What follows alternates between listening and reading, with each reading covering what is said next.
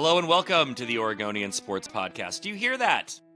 Not the melodic tones of Haystack Rock, providing the theme music for the Oregonian Sports Podcast, but you hear that in the background. That is rain. That is the drip drop of rain in Portland, Oregon, coming through Brenna Greene's microphone. It sounds like home. Brenna, I hesitate to ask how you are, but why don't we go ahead and answer that question for the people? Well, we are seeing, first of all, the drip drop of rain may also just be the sound of my cat's water fountain. So, one or the other. Like you said, it's the drip drop of rain, which means it's time for all of us to get our first cold of the fall because, we got to get that ceremoniously out of the way. I will say I'm actually okay with getting it now. I would much rather get it now than, I don't know, say what it was like 2 years ago when I got it during the week of Thanksgiving, which is traditionally my craziest week of the year because I sideline 2 state championship games and then also go down to Eugene for Oregon UW. So I'd much rather get it now than then. I would much rather get it now than, say, during a college football playoff run. So we're just knocking it out right now. We're ahead of schedule. We got the cold. We're knocking it out. We're gonna have some good immunity for the next few weeks, and hope and pray that this lasts until January 20th, if we are so lucky to be in that position. So there you go. How are you? You mean if as a society we make it to January 20th, or maybe. Also, because that's the day of the college football playoff, but I could go your route, your direction as well. Championship. But yeah, I could also go your route too. So Brenna, I like to imagine that this is like an alternate Brenna Greene today. It's like a guest host on the Oregonian Sports Podcast. Like, it's not actually traditional Brenna Greene. We get like sort of like bizarro Brenna Greene with like a slightly different voice. And I hope that people tune in like in the middle of this podcast and like, who's this new person co-hosting the podcast? What happened to Brenna? Because you do sound a little bit like a different person. Yeah, well, I've also this cold made me only get like an hour and a half of sleep 2 nights ago. So, we might get some bizarro takes on here because I have not recovered. So there you go. So speaking of bizarro takes, here's where I'm going to start. Yes. I went to the Blazers game last night. I did being see that. Tuesday, November 12th. Is that right? Was it November 12th? Yeah, it was November 12th. Against the Minnesota Timberwolves. And here's what I'm going to start with. DeAndre Ayton was out. The Blazers started Donovan Clingan, and Robert Williams came off the bench. And they beat the 56-win Minnesota Timberwolves by double digits. I would never take a victory lap, but I think it might be a little soon, but okay. No DeAndre Ayton. The Blazers followed my advice with a phantom injury for DeAndre Ayton, a sore finger, and housed one of the better teams in the Western Conference. So I'm just going to say, here's what the real take is out of last night's game. And it was the feeling of watching Robert Williams III, and I wrote my column about this morning. Robert Williams III, who we've all known, he's a known commodity in the NBA. He's been in the running for Defensive Player of the Year in the NBA earlier in his career in Boston. He was a second-team All-Defender in Boston.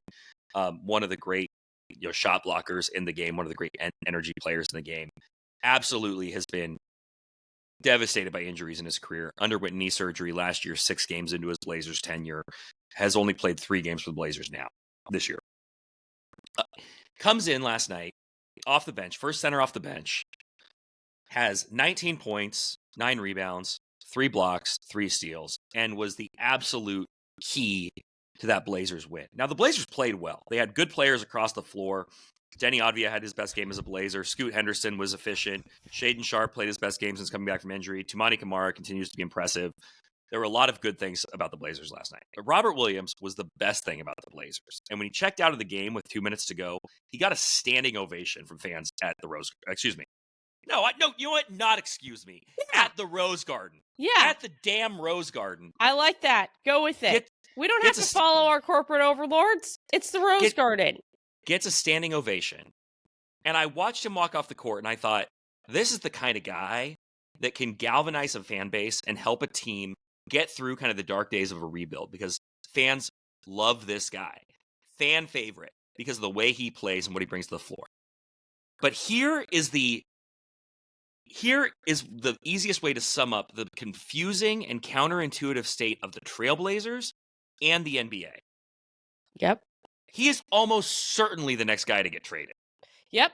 And so you're the Blazers. You're a Blazers fan. You've been watching this team for 4 years be just absolutely miserable and give you players like, Skylar Mays and Damian Lillard's cousin, and like all these players who are not NBA players, who are totally forgettable.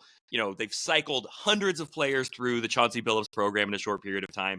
They've lost 8 games by 40 points in 3 years. They've lost more games by 40 points since Chauncey Billups became the head coach than the Minnesota Timberwolves have lost by 40 points in their entire existence. And the Wolves have sucked for most of those years. Yep. So here comes Robert Williams. Maybe the easiest guy to root for on this team. There's competition there. I'm not saying he's definitively incredibly likable. And he shouldn't be on this team past Thanksgiving. And it's just mind-melting that that's the reality of the NBA. I get it. You get it. I think most fans get it. He's got a very team-friendly contract. He has more value to a contending team than he does to this intentionally crappy Blazers team that doesn't want to be winning games right now, at least not at a high level, right? You don't want to win 40 games this year and miss the playoffs and then be out of the lottery or be at the back end of the lottery. So it doesn't make sense.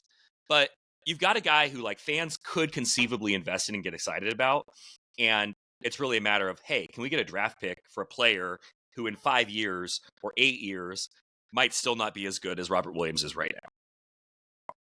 This is why fans have a hard time with the NBA and with the Blazers as they kind of kick the can down the road and continue to sort of unspool the pieces of the Damian Lillard trade, which is maybe sound business, right? It is sound business. I don't begrudge the Blazers for this being the way of the world. I just think that it's not that hard to understand why so many people that you and I talk to, fans we know, friends who are fans, are so disengaged from the Blazers right now. Yeah, because they know that they can't invest they don't know who to invest their emotions in right now. When you don't know who to invest your emotions in as a fan, it's like, well, okay. It's kind of like, it's not so much in college. It is a little bit in college football, but in college basketball in particular, I feel like that sport has really taken a hit with the transfer portal because everybody knows to only fall in love with players for 1 year and 1 year only, that play for your team. And so the fandom is just waned because there's no consistency. There's nothing that can build up over time. I'm just thinking of myself. I'm like, Drew Timme at Gonzaga is the exception to the rule. And it's a similar situation in the NBA. Not quite as stark, but yeah, when you have somebody on that team, it's almost like he gets a standing ovation and everyone's like, thank you. But also, like, everybody who's giving that standing ovation knows, like, you're going to be out of here. And it's almost like the standing ovation of, thank you for making the trade worth it. We appreciate you. We can't wait to see what pieces we get back in return. Like, I don't think people, like, don't appreciate what he did last night or what he's really been doing since he's been back. Because he's been sensational since he's been back. So I don't think that people don't appreciate what he's doing, but everybody knows when they give him that standing ovation that what's on the horizon here. That we may only have a few more weeks of Robert Williams standing O's in the Rose Garden.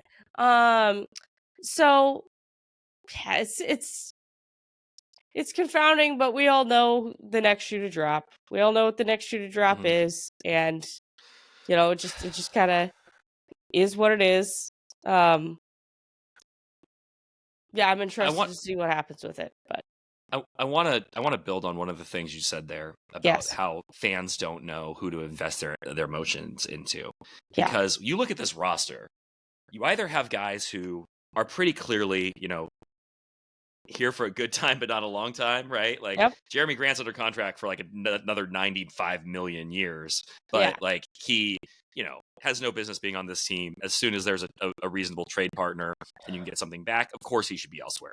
DeAndre Ayton, maybe you can't trade DeAndre Ayton ultimately, but 2 years left on his contract, you write it out. He's not a part of the long-term future. And then, Matisse Thybulle, probably the same. Hurt right now. And then the young guys on this team, Scoot Henderson, Shaden Sharp, are they foundational pieces? Are they stars? Like, you get excited and then they kind of disappoint you. You're just not sure yet, right? And like, you hope they are and you're invested, but like, they may not pop. The only guy on this team outside of Robert Williams, and the only guy who is going to be here, who I think fans really can invest in and should be excited about and can like totally commit to in the way we're talking about, is Toumani Camara. Like, this guy is awesome. Like, everything you like about Robert Williams, Toumani Camara brings as a wing, right? Plays super hard, can defend, he can defend 5 positions. He was talking smack to Anthony Edwards last night during the game, which I loved. That was great. Did you see the mic'd up segment? Terrific, yeah. Terrific. Awesome that he was mic'd up last night. Told Anthony Edwards, like, you know me, I do this. I've been doing it to you since college. I loved that. They both went to Georgia together, for people who don't know. Yep. And then and Toumani is still developing, right? Like, he's Robert Williams is obviously further along in his arc of who he is going to be in the NBA than Toumani Camara is. Like, Toumani Camara is a little older than you might think. He's 24, but like, he's a dude. Like, that's a guy who, whatever the Blazers become, is going to be a key part of it. Denny Advia, I mostly feel the same way about, but like, we haven't really seen it with the Blazers. He's been off to a really slow start before last night. Yeah. But he played really well last night. And, depending on how this thing develops, like, should be a part of this, or he ends up kind of in the same position as Robert Williams, where it's like, hey, he's really good and we need to trade him. But you'd like him to be part of this foundation going forward. So Toumani Camara, basically, in my mind, like, carries the torch of, like, the guy that fans should, like, fan favorite. But, you have a guy like Robert Williams, and like, you can't even like enjoy him for a season because it's all about the next thing. It's all about like spinning it forward, trying to bring in more talent that you can actually build around. I get it. I just think it makes it hard to invest, just like you said. So I thought that was a great point. Should we talk about the fact that if we were doing this podcast on Monday, we may be having a very different discussion, or 2 days ago or yesterday morning, we may be having a very different discussion about the Blazers right now than Sure, except for here's what I'm going to say. Chauncey Billups is getting fired, or he's not getting his contract renewed. Whether it's after a 45-point loss to Memphis, or whether it's at the All-Star break, or whether it's in April when the Blazers have won 23 games and they don't give him a new contract. Like, this is a one-way ticket to the proverbial train station, in Yellowstone. Like, it's like, this guy is like, I like Chauncey. I think the Blazers like Chauncey. We've talked about this before. What is the future? What is the path that makes sense for him to return and for the Blazers to say, we love what we've gotten these last 4 years. You're our guy. Yeah. The only way is making the playoffs, which this team doesn't want to do. So, right. Yeah. Like, it's a team that is a real oxymoron of itself when it comes to that sort of thing. Yeah, we all know this is a Band-Aid situation right now. Sunday night was a low point of that situation, we'll say. I'll give it up to Chauncey for this. The press conference he gave after that game was spectacular. Like, he didn't hide. He didn't run. He was not happy. And, there's a lot of people who've been like, why, I've seen a lot of grumblings online about like not taking responsibility. He took responsibility multiple times in that press conference for the state of the team at that point. So I understand. You only see clips of a press conference, so you don't see the whole thing. So you think, why is he not taking responsibility? He did. So at the very least, Chauncey is not just laying down. Totally. Which I appreciate and give him props for, and the fact that they were able to do what they did last night, especially after they lost by 25 to Minnesota on Friday. Mm-hmm. They could have easily come into that game and been like, well, this is going to be another L because we just lost to this team, and then what happened Sunday night. But that did not go that way. So I will give Chauncey his props for that, Mm-hmm. and the fact that this team was able to, I mean, I think, have their best game of the year after having their worst game of the year.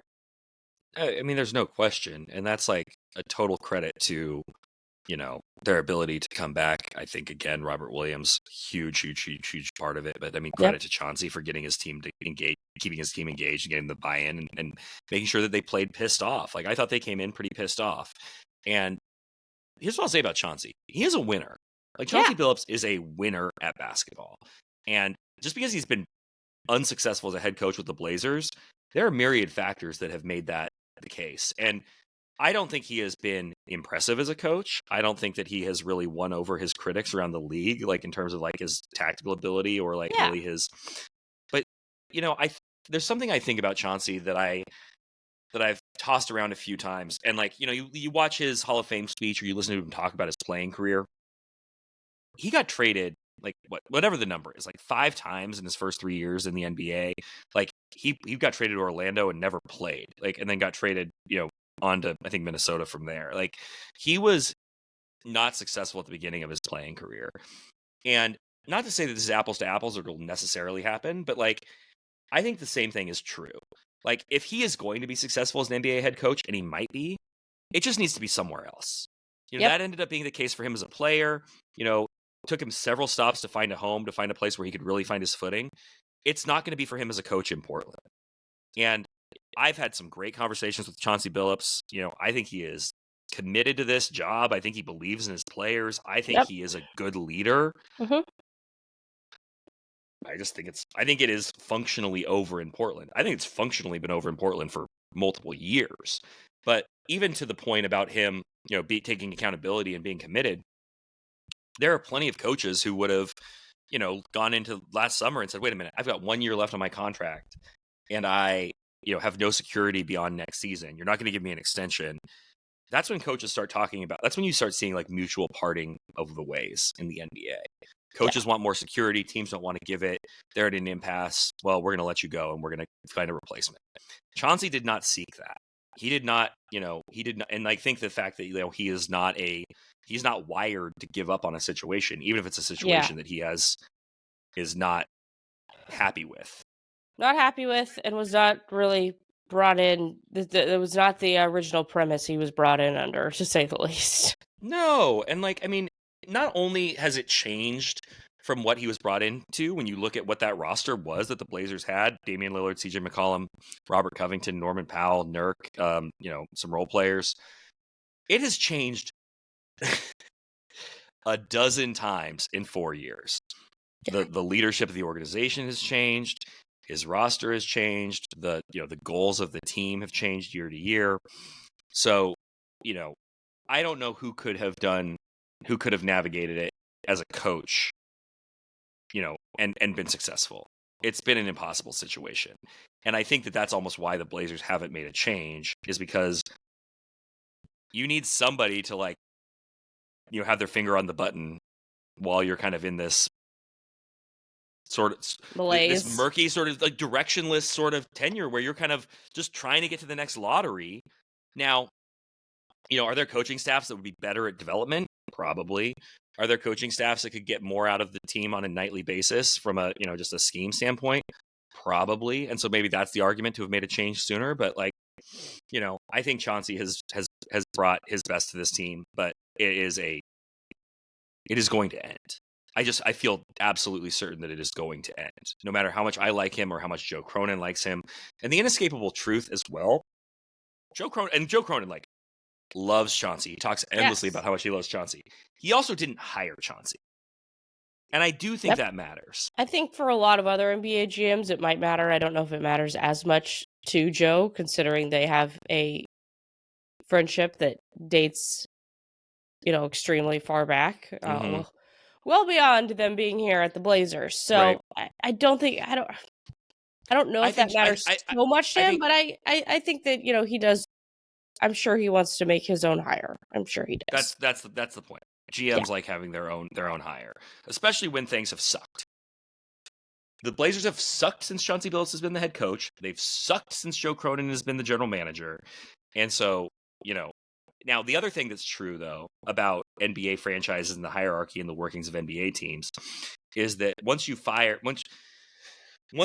a coach and you hire a new coach who is now your coach, you are now that coach's success away from, the You're on the arrows being clock. pointed at you. Right. Because right now, Joe Cronin has protection because Chauncey is not his hire. So, Yep. the longer that it's sort of like the lack of success can still in some way be pointed back at Neil Olshey. Well, Neil hired Chauncey. That gives Joe a little bit of protection, although the roster entirely is, has been Joe's creation. So I don't know how much that's true anymore, but once he has his coaching hire in place, I would presume next season, you start thinking about this more as a Joe Cronin production, because he is, everything has been everything. Yeah. No, that all resonates with me, to say the least. I agree with you. So, yeah. You mentioned college basketball earlier. Oh, And yes. I have a couple of quick thoughts. Okay. Include just intrigued. I have a few, right? So you talked about the transient nature of college basketball and how college basketball loses something with the transfer portal and the ability for fans to connect with and invest in those players. And that is something that I spoke with Kelly Graves, the Oregon women's coach, about earlier this fall. That is something that has been particularly important in the women's game at the University of Oregon, where, the community really rallied behind those great Oregon teams. They really connected with players who were there for a number of years. Obviously Sabrina and, but not everybody is a Sabrina, and the fans still connected with those players. And then you start, replacing players year and year over year. Yeah. And the fans lose the connection with that team. So, there've been a lot of questions about Kelly and his future, and, if he could turn things around at Oregon. And then on Sunday, what happens? The Ducks get the number 12 team in the country, Baylor, at Matthew Knight Arena, and win, the most impressive win they've had in, nearly 2 full years. Yeah. I think it just speaks to the importance of not overreacting. And I wrote about Kelly this week, so it's on my mind. But, he does not shy away from the fact that, he, as an older coach, he's 61 years old, Yep. Has struggled to sort of embrace and adapt to this age of college basketball. He's watched a lot of his best friends in coaching retire, kind of throw in the towel. I spoke to him a few days after Tony Bennett had retired at Virginia, and we talked kind of about, kind of the fact that he sort of understood why Tony Bennett, I don't want to say gave up, but passed the torch, to somebody who's maybe better equipped for the transfer portal and NIL. And what I asked Kelly was did you find yourself at the same crossroads at any point? And the answer is yes. He had to make the decision. It's essentially are you in or are you out? Yeah. And he made the decision that he was in. You may have read this. I wrote that. Do you know where he found some inspiration? Where he got a little bit of motivation from Dan Lanning. Okay. All right. So Kelly and Dan Lanning were coaches, end up spending more time together in the summer, participate in, university events. They traveled for some golf events for the university. And Kelly sort of expressed to Dan, I don't know. He expressed his skepticism kind of about the direction of college sports. And Dan, who I think we all agree is very much made for this moment. He's 38 years old. He came up in a world where, obviously transfers became a lot more prevalent. Fewer years in a world where there wasn't NIL. And Dan, who has had a ton of success with his recruiting classes, told Kelly, in essence, hey, we can either adapt to it or we can complain about it. And, NIL and the transfer portal are a weapon if you use it correctly.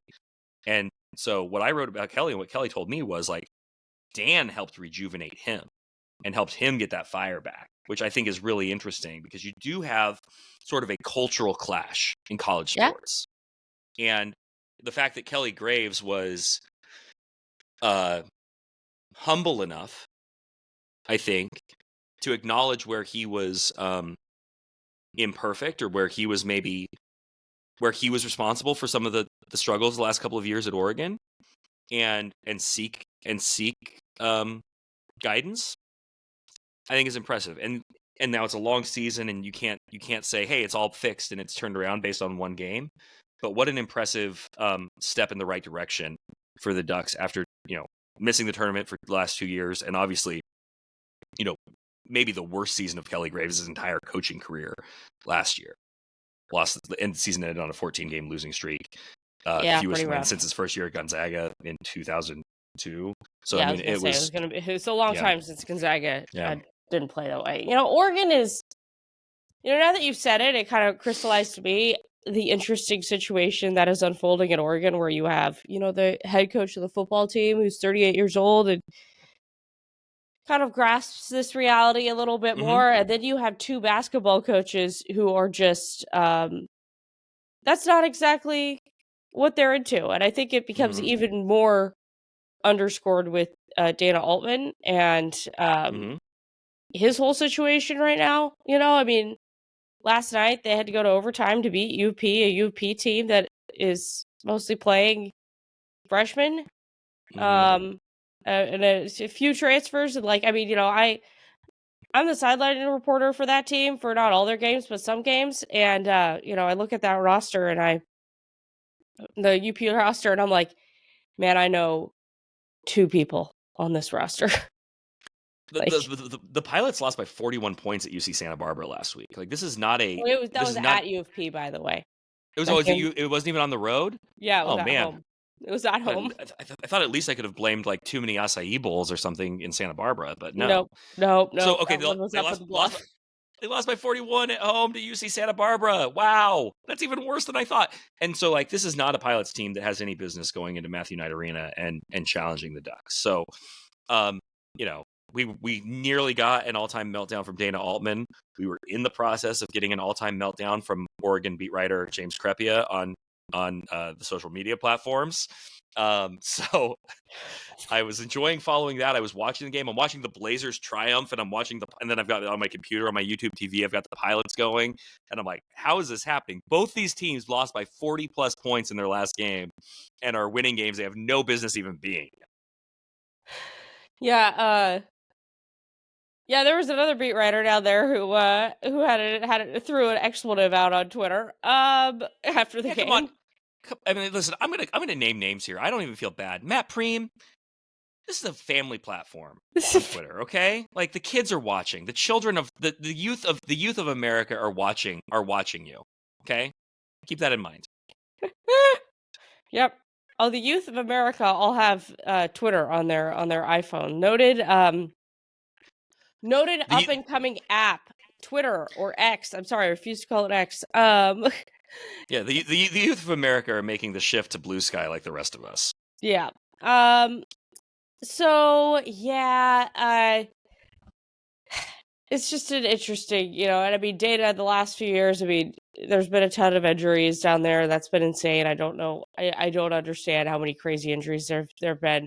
Somehow, we get to this point where they do end up making an NCAA tournament run last year, and nearly knock off Creighton and all this sort of stuff. So it's old guys still got it, but then nights like last night happened, and you're like, oh man, this is rough. I mean, Dana in his press conference was like, if I was watching this game, I would be like, who is that guy coaching that team out there? Because this is bad.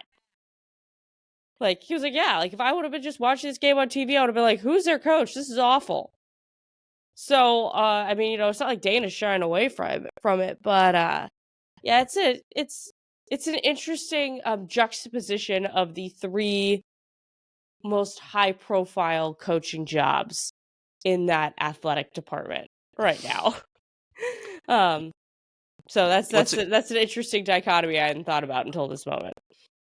What's incredible, Brenna, is that we both cover the number 1 football team in the country, and we have managed to talk for nearly 30 minutes, about 2 basketball teams that are very bad, 1 basketball team that has very recently been very bad, and not talked about the fact that the Oregon Ducks football team, Dan Lanning's NIL powerhouse. I'm not holding out hope on the Duckmen, by the way. I don't think they're going to be that. I don't think they're going to be that bad.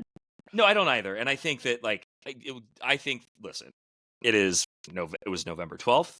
Yep. Weird stuff happens in November. It does. Yes, I know that in this day and age of, quad wins and losses and, like net ranking that, it all matters, it all counts. But I would caution anybody who's panicking about the Oregon men after a narrow win against UP. Remember that last year, Oh God. we were all counting them out in January, right? And you start agonizing over everything, and then what do? They end the season on a total heater. They make a run through the Pac-12 tournament and come down to a few seconds away from making the Sweet 16. Now you can't count on that every year, but it is a long season. It is a team sport. A lot of things can happen. Dana Altman is a historically good coach in college basketball, as is Kelly Graves. So I got you to talk more about college basketball. I love this. Move on. Settle your butts down. So the Oregon men's football team, not to be confused with the Oregon women's football team, I suppose. The Oregon football team, number 1 in the country, coming off a win against Maryland. I was there. You were catching a cold somewhere else. I actually took the day off. It was lovely. Preemptively preparing for the rest you were going to need to battle this cold. Yeah, I was not sick on Saturday and then woke up sick Sunday. Riddle me that. I didn't leave my apartment Saturday. So, Oregon was not impressive against Maryland. It was the sloppiest they have played. We had more adventures in special teams. We had,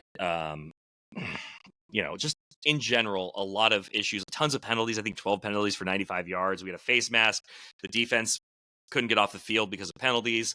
It was a 21-10 game at halftime. Could have very easily been a 17-10 game at halftime, or even 14-10. The touchdown that Dylan Gabriel threw to Terrence Ferguson should not have counted. Lucky for the Ducks. The Ducks have actually had 2 of those the last 2 weeks, touchdowns that counted, and then after review were upheld when what they quite clearly were not. Well, one of them wasn't reviewed. Oh, the one at Michigan didn't get reviewed. Yeah. Nope. So didn't. So they've gotten lucky twice, and those were both in the first half, if memory serves. So yep. I mean, listen, it takes luck to win at the highest levels too. So I'm not going to say that the Ducks didn't deserve it, but like they certainly played with fire throughout most of Saturday's win against Maryland. Something they wouldn't get away with against a tougher opponent. The point I made on Saturday is they wouldn't get away with it against a tougher opponent, but it also wouldn't happen against a tougher opponent because this is a team that has shown that it is completely locked in the big moments. It shows up in Ann Arbor at the Big House and, is clearly ready for that moment. It's ready for the moment against Ohio State. The best moment of the entire game was that third quarter drive when it looked like they were about to go 3 and out for the second time to start the second half, only up by 11 points. Dan Lanning calls for the fake punt. Jordan Birch, rumbles downfield for 36 yards. And then they proceed to have a, kind of one of the weirder sequences you'll see. And I went back and watched it, by the way. It wasn't just the fake punt and the pass to an offensive lineman for a touchdown and the direct snap to an offensive lineman for the 2-point conversion. Like they ran a trick play on first down after the fake punt. It just was incomplete. So this was like, to me, that was like Dan Lanning basically, rattling the cage of like the stuff that works for us normally isn't working. So I'm going to do a bunch of weird stuff now to try to sort of shake us out of our malaise. And I think it worked. But the biggest point I think that I would like to make off of all this, in addition to some very good sort of like cold water in the face, like slapping his team awake from Dan Lanning, is we have talked on this show all fall before week 1 about letdown games and the inevitability of letdown games over the course of a college football season. Mm-hmm. Was that Oregon's one letdown game in conference play? Because if so, it came in the right week. It came against the right opponent. Maryland's only won one game in the Big Ten. Not a threat on head-to-head with Oregon. They did it in a week they could actually get away with all that crap. So did they get their letdown game out of the way at the right time? Is my question for you. It's just pinged in me before I answer that question that if you have a chance at some point, you should go back and watch the beginning of the Maryland head coach's press conference at the beginning of last week because it was hilarious. He basically said this team is stupid enough to maybe show up and beat this other team. It's essentially what he said, which was amazing. He's like, yeah, we're not good. He's like, we're not good. We're not old enough. And maybe we're just stupid enough to show up and beat this other team somehow. I'm sorry. I got so excited about that quote that I forgot. Oh, the one letdown game. Yeah, I think so. It's definitely not coming against UW. I can tell you that much.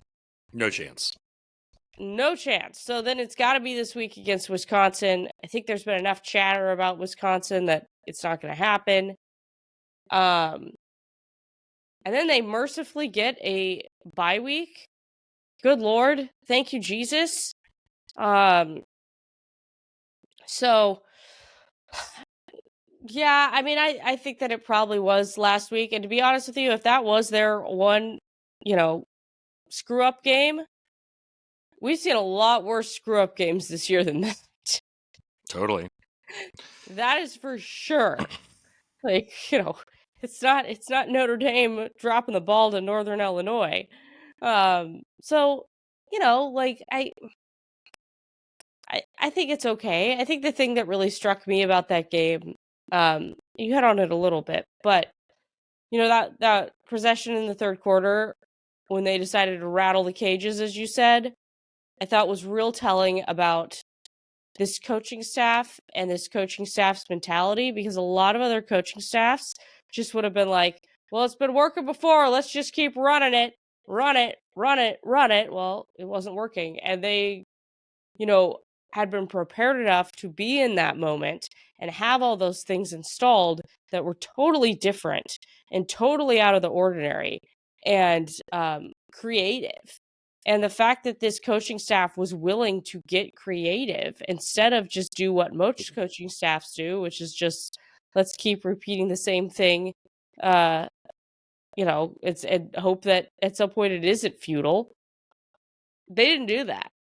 They pulled out all the stops, which I think is real telling, A, about this coaching staff, and B, also the state of this team, because the fact that they had all that time to install all that very unique stuff, that's a positive sign as well, because a lot of teams don't have the time to install those sort of things. So what was interesting was that Janoris Wilson, who caught that touchdown, the big guy who caught the touchdown, said that he expected that play had been installed for the Michigan game. He thought that was going to happen in the big house, changed his number so he could be an eligible receiver, all that. It doesn't come in the Michigan game. And so he'd been ready for it. So it was not just, it was certainly in the playbook and in the script, but it wasn't just a throwing paint against the wall because of the situation against Maryland. Like, to your point, that's something they were prepared for and something they were prepared to call in the right situation. Go ahead. I said, did you watch the recap video for the Ducks this week? I haven't. So in that recap video, Lanning, they do a flashback to the Michigan game, and Lanning goes up to Dylan and says, "Sorry, we didn't get that play in." Speaking of the Janoris touchdown, and then they flash the Janoris touchdown. Oh, that is great. I mean, not only did they have it installed, it was top of mind for that team. They wanted to get that in. So, but it ended up being more necessary almost. Yeah, it did. In the Maryland game. So in that game in the third quarter, I saw a tweet. I don't remember who it was from. I feel like it was maybe from the Big Ten Conference, but it could have been from one of the national college football writers too. So, I mean, if anybody remembers this, let me know. But it was something to the effect of Dan Lanning's out here faking punts with a 21-10 lead, as though he's just totally piling on. And I'm like, have you been watching this game? The Ducks have not been good. No. And a 21-10 lead against Maryland is a 35-0 deficit against Ohio State. That was a situation where it's we need to get off the turf and fight back, because they were not where they should have been in that game against that opponent. And so I thought that showed a real level of seriousness from this team. Being up 21-10 and punting the ball and playing defense is not good enough for where this Oregon team is trying to be. Because honestly, you punt the ball there and you play defense, you probably still win. Like I don't think Maryland was going to really make you that uncomfortable. Like a 2-score lead against Maryland is probably safe. Even if you kind of stick to your base offense and defense, but not good enough for where this Oregon team is. So I think that, to your point as well, speaks to the mentality of this coaching staff. Another reason why I don't think this week is going to be a letdown game is the same reason why I think last week kind of felt like more of a letdown game, and goes back once again to that third quarter drive of the fact that the crowd at Autzen was not, it wasn't a game you were going to show up and be super energized for, and then they got completely taken. It wasn't even a game you were going to show up for. No. Sorry. I mean, I didn't go, I don't know. It randomly worked out that I got a Saturday off during college football season, which is like unheard of in what I do. Totally. So, anyways, you can understand why fans would be like, hey, if I need to catch my breath during football season and I'm gonna got to gear up for a playoff run, maybe I'll stay home for this one because we're gonna win by 80. Yep. And so, that the fan base was just not energized. It was totally taken out of the game by the time that second, third quarter drive was going on. And Lanning, to his credit, said, all right, we're going to gamble here. And it got the crowd back into it, and the team got back into it.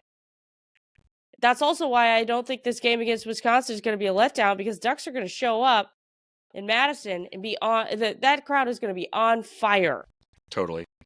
So I think that Oregon is going to feed off of that energy, which they've shown that they did at Michigan and other places, and be okay. But this just was one of those perfect recipes where it just didn't really wasn't super advantageous in terms of that as well. So yeah, I think that them actually going into hostile territory is a good thing for this team this week to kind of, rev the engine a little bit, so to say. Isn't it crazy that, like, first year in the Big Ten, that the Ducks could have a 3-week stretch where they play games in Ann Arbor and Madison, and it feels just like they won't even be tested. Because when you look at the schedule, when you think of the toughest venues in which you can play in the Big Ten, the Big House and Camp Randall are at the top of the list. Now, neither Wisconsin or Michigan is particularly good this year. The Wolverines were overinflated coming into the year. They have now lost to basically everybody. And Wisconsin, has also been, not very good. So, there's that piece of it, but it does, again, that's how good this Oregon team is, that even going into the cathedrals of the Big Ten that are, historically tough places for teams to go play, they are double-digit favorites. They're favored by 15 at Wisconsin this week. They were favored by double digits at Michigan. This Oregon team is just on a different level from the rest of the Big Ten. Although, albeit in a year that the Big Ten does not have great parity, it is not top to bottom a very competitive conference. The last year of the Pac-12, by the way, was a much stronger top to bottom conference than we are seeing in the Big Ten. And the Big Ten, I don't want to say the Big Ten is watered down at 18 teams, because I don't really think it's well, it is actually, like, three of the new teams in the Big Ten have not been good. But basically from 5 through 18, like, we do a power ranking each week. Ranking 5 through 18 is challenging because they're all beating each other, and it's like, Minnesota lost to who? And so it's like those are just like interchangeable parts. The first 4 teams in the Big Ten are good. Yep. And they might all be out in the playoff, and that's great. But the rest of the conference, not good this year. So that's been a letdown, I think, for just as an observer and a consumer of the Big Ten for the first time, really. But obviously, it's been good for Oregon. Yeah. Should we hit on the other program in the state just very, very briefly? Portland State playing Montana this weekend in Missoula at Washington Grizzly Stadium, one of the other cathedrals of college football. On Portland CW. There you go. That's great. That means I can tune in on No, because I'll be in Madison. I can't watch Portland CW on my YouTube TV because I'll be getting the Madison feed. I'm sorry. I have ESPN Plus. I think it'll still be on ESPN Plus, right? It will be. Okay, I got that too. Yeah. I think you mean the Oregon State Beavers, the sad Beavers. Not surprising. I mean, No. I picked them to lose to San Jose State. Super in flux, and I've swung pretty dramatically on this team all year because I came into the year not thinking they were very good. They lost way too much talent to be very good. They have a coaching change, new coaching staff. It's a lot to sort of adjust to in a new year, even with a schedule that, on paper is really manageable. That said, I thought, all the talk from Trent Bray from the moment he got hired all the way through July about how he believed that his team could contend for a spot in the CFP, knowing that there was, hey, there's there's at-large spots available, never made any sense to me because of how far away they are and how much they lost. And I've had to wonder throughout this season, as the bottom has completely fallen out of Oregon State's season, whether Trent Bray was delusional or just dishonest about what team he had. Because he was asked directly in July, like, hey, why do you think that this team is like good enough to like run the table? And he's like, because I see them work every day. I know the level of talent we have and the character of this team.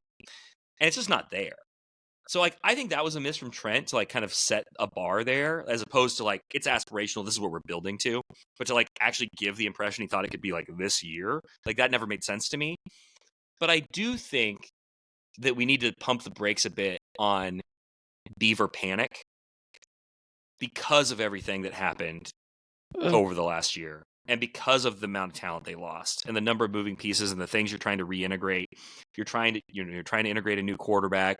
I mean, injuries have been really very real for this team, on top of everything else. So I don't want to say I totally give Oregon State a pass, but I do feel like we need to let the dust settle at Oregon State a little bit. And I'm fine with that. But the problem is, and we've talked about the importance of a bowl game, and that seems to be out the window. Yeah, that's at this point. That's they would have to beat Air Force this weekend, which they can do. Although Air Force just had a nice win last weekend. They beat Fresno State in Colorado Springs. If the Beavers can beat Air Force, they would have to win one of their final two against Washington State or Boise State. Those are both ranked teams. Those are both really good teams, both one-loss teams. Feels really unlikely, although I could see that game against Washington State being super high energy and a good crowd. The Beavers just aren't there. So, yeah. So no bowl game. And I do wonder kind of how do you recruit? Like, how do you sell this program if, basically the bottom has fallen out? You didn't have success in the first year under the new head coach. You don't have a bowl game to point to. And I think, the only message you really have is, hey, we have a track record of success. You got the former defensive coordinator, now the head coach, knows how to win here because he's done it. And if you come here, you're going to get to play. And you get to help turn this program around, and you're going to have an opportunity to get this program back to where it is, and you're going to get to play. That's the best sales pitch for Oregon State going into living rooms after November, in my opinion. What do you think? How do they get back on track? I was just sitting here thinking, like, what was the turning point of this season for the Beavs? When did the hope for this team really make a shift? And I was like, man, it really, like, ever since Jam Griffin went down, it feels like Jam Griffin was kind of the linchpin holding this all together. Was that the Colorado State game? It was. Okay, that they won in overtime. They won in overtime. But ever since then, man, it has been tough sledding. And that's because, their real threat was their running backs room. Mm-hmm. And, the freshman who came in last week did a good job, but, it's not Jam, and he shouldn't be Jam. He's a freshman. But once you lost that secondary threat in the running game, it really just it just log jammed everything.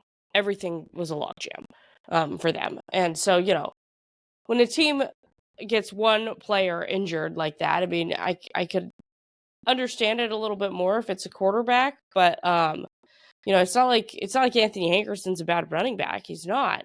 So when you have one player injured like that, and it totally changes the trajectory of your season, that tells me you are not a CFP team. Just for the record. But I don't know if any of us really thought that was actually rational back in that. No, coaches say things. When they started putting the schedule together last year, and you were like, okay, is Damian Martinez coming back? Who do you get at quarterback? What does this really look like? The schedule lines up, right? Like last year's Oregon State team might run the table. Probably loses to Oregon. Should lose to Oregon. Yeah. Even with it being at Reeser where they fared well. But maybe it's an 11-1 Oregon State team, against the schedule. And frankly, they may not even make it look that hard. But you're right about the Jam Griffin injury. Anthony Hankerson, I think was a really good number 2 back. I don't think he's a great lead back. He's had a little bit of butterfingers this season. He's hurt the Beavers with turnovers. Mm-hmm. And we've talked about the quarterback situation. And Giovanni McCoy, I completely understand why they gave him the job out of camp. He has terrific upside. He is a big play maker. He won them that Colorado State game. We saw him, have a 70+ yard touchdown run against UNLV, a game that they also could have won unexpectedly. So the talent is there, the creativity is there. You get it. But like we talked about it last week, do they make a change? Do they go back to Ben Gulbranson? They did. It didn't work. So now what do you do? Now you're in a position where, and assuming everybody's healthy, which I think is a little bit of a question mark, and there was some talk that Giovanni McCoy wasn't playing at 100% the last several weeks either. What do you do now? You in my opinion, you played Ben Gulbranson. You started Ben Gulbranson because you needed to beat San Jose State to get to bowl eligibility because that was important. That didn't happen. Can you go back to Giovanni McCoy? Do you turn the page again? Or do you tell yourself this sort of, I'd consider a fantasy that if you beat Air Force, you got a chance to win one more to get to bowl eligibility, and you still think it's Ben Gulbranson after what you saw at the end of the game against San Jose State? Because they were trying to make a comeback at the end, and he threw one of the most tunnel vision interceptions at the goal line you will ever see. I'm sitting there in the press box at Autzen watching that game again on my YouTube TV. When are we getting a sponsorship from YouTube TV, by the way? Because I talk about it way too much for not getting paid for it. And Joe Freeman, who has covered the Beavers for most of the season and most of the last 2 seasons for us, was sitting right there next to me. And it took that last play several seconds to develop. And we're both watching Ben Gulbranson stare down his receiver on the goal line in double coverage. And we're both like, throw it away. Throw it away, Ben. Ben, throw it away. No, Ben. Zip. Picked off. Game over. They're starting him again this week, so. Did they announce they were starting him? Yep. In Trent Bray's press conference on Monday, they said they were going to stick with him. Okay, well, that is... So, there you go. Trent Bray straight up called him a game manager in that press conference. I'm almost positive I heard him say that. So, no shade on Ben Gulbranson, but, this is it is unfortunately right now a quarterback room full of game managers. And at a place like Oregon State, with the amount of talent around, you cannot have a quarterback who's a game manager because it's just not going to, you have to have somebody who elevates the level of play. You cannot have a game manager quarterback at a place like Oregon State that is, scratching and clawing to get to where they need to be. So, it's just a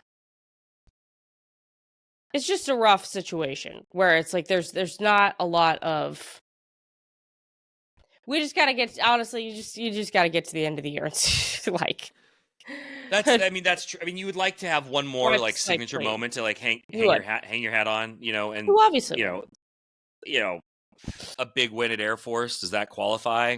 I don't know. Not in my opinion, But other than that, what's left? You're not. You are very unlikely to go to Boise State and win on the blue turf and knock the Broncos out of playoff contention. That feels extremely, extremely, extremely unlikely. The Beavers might be 40-point underdogs in that game, but sure, whatever. That would be great.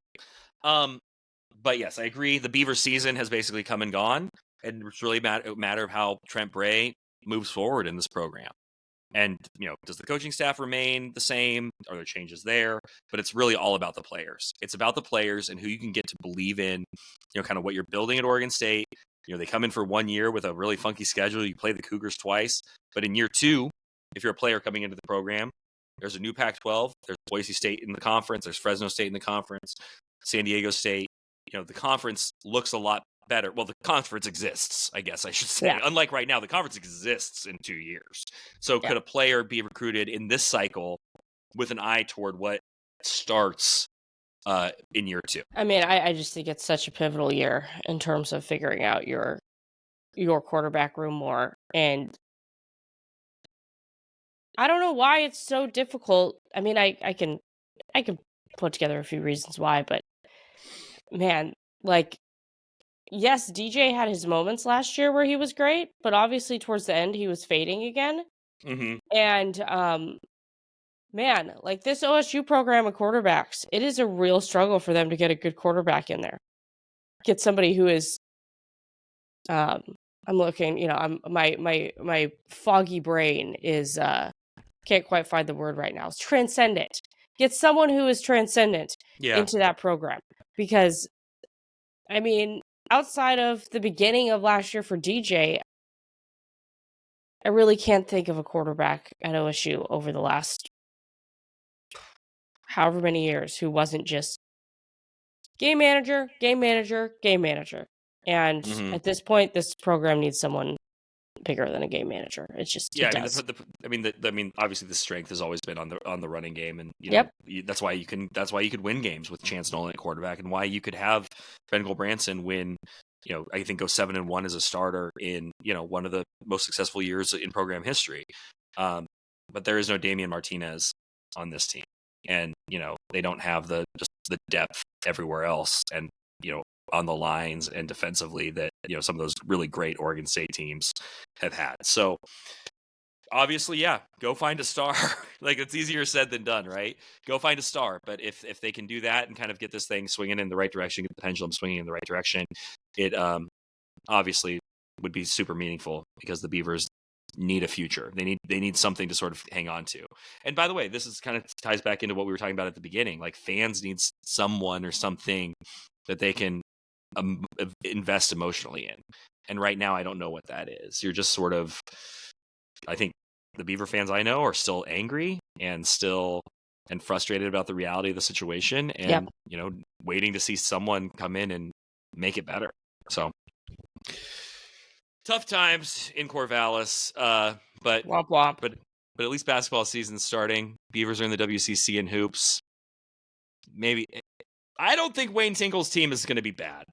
Okay. I don't think they're going to be bad. That's my hottest take. I think they got some players. That is a hot take. That actually is a hot take. I mean, I'm not saying they're going to win the WCC. They're not. I mean, they're probably at best. At best they're third, right? But like, I think they're going to have a good season in the WCC. I think they're going to be competitive. I think they're going to be fun. But we will revisit this once we have a bigger sample size. Can I tell you a wild stat? Love wild stats. This is, or I don't know if it's a stat, but it's a wild historical piece. Is it a fun fact? It's a fun fact. Gonzaga has never beat Oregon State. Out of how many games? I forget how many. I think it's like 5 or 6 or something. Wouldn't it be wild if that held true through this season? It would be wild. Now that would be a wild stat. I'm like, I'm almost, I remember my friend and I having this discussion last year, so I'm like, but I gotta just look it up just to make sure here. But I'm almost positive that is, it's something wild, either like, they haven't beat them in how many years or something like that. Let's see here. This is great podcasting. This is awesome. Let's see.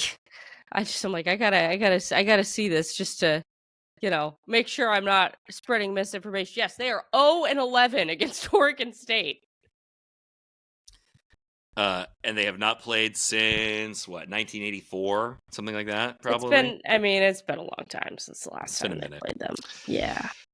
Got it. Yeah. All right. Last time they played, actually, do you want to guess the last time that Gonzaga played Oregon State? I'm gonna guess it was during the Ralph Miller era. That gives me like 19 years to be correct. 91. I don't know when this game was, but I could have very easily not been alive. In fact, I know I was not alive when that game was played. Well, that's interesting. I mean, I'm definitely gonna reference that many times this winter about the first Oregon State Gonzaga game in Brenna Greene's lifetime. That's very important. That's really the important thing.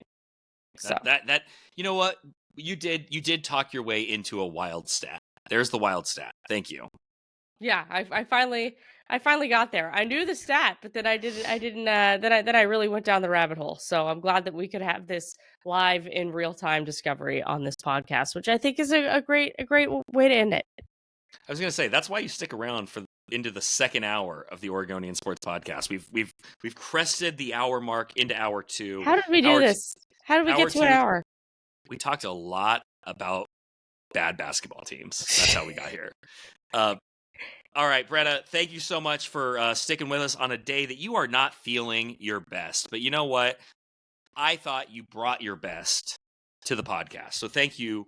Thank you for being a gamer, for rising to the occasion. Absolutely a historic performance from you in the clutch. I was a game manager today, but I got it done. So there you go. It is appreciated by all, particularly our loyal listeners of the Oregonian Sports Podcast. Let us know who you are. Find us on the socials. We're there. I mean, we're at least on some of them. I am straddling a little bit right now. I've made my way to Blue Sky. I need to do it. Probably pretty easy to find on Blue Sky. I have been on Threads, which I sometimes remember to post to. But there might be a little less Twitter in my future. You never know. But I think probably wouldn't be going to Blue Sky if I thought there was going to be more Twitter in my future. So, thinking that you might see me more often over there. I think I have 98 followers right now. Hey, be my 100th follower. Ooh. Maybe you'll get a prize.